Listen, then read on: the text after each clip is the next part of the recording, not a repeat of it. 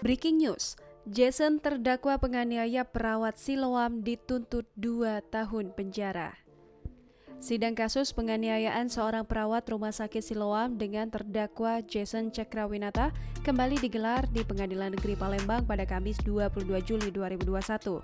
Jaksa Penuntut Umum Kejari Palembang menuntut hukuman 2 tahun penjara terhadap Jason Cakrawinata, terdakwa penganiayaan terhadap seorang perawat Rumah Sakit Siloam Sriwijaya berinisial CRS pada Kamis 22 Juli 2021. Seperti diketahui, kasus penganiayaan yang dilakukan Jason terhadap CRS sempat viral di sosial media sampai menimbulkan pro dan kontra di tengah masyarakat. Jaksa menilai perbuatan terdakwa terbukti melakukan tindak pidana penganiayaan sebagaimana diatur dalam pasal 351 ayat 1 KUHP. Adapun hal yang memberatkan dalam tuntutannya yakni perbuatan terdakwa mengakibatkan korban menderita sakit akibat luka penganiayaan.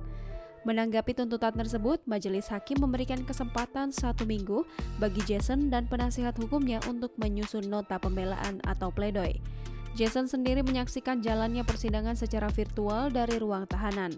Sementara itu, dilansir dari situs resmi Sistem Informasi Penelusuran Perkara Pengadilan Negeri Palembang dijelaskan bahwa terdakwa Jason Cakrawinata pada hari Kamis tanggal 15 April 2021 sekitar pukul 13.40 waktu Indonesia Barat bertempat di salah satu rumah sakit swasta di Jalan POM 9 telah melakukan pemukulan penganiayaan secara sengaja pada salah seorang perawat berinisial CRS. Kejadian itu berawal pada saat terdakwa sedang berada di Kota Kayu Agung, kemudian ditelepon oleh istrinya yakni saksi RM alias Melisa.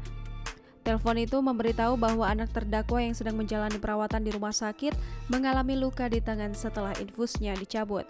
Mendapati hal tersebut, terdakwa yang sudah tiba di rumah sakit merasa tidak terima melihat tangan anaknya mengeluarkan darah.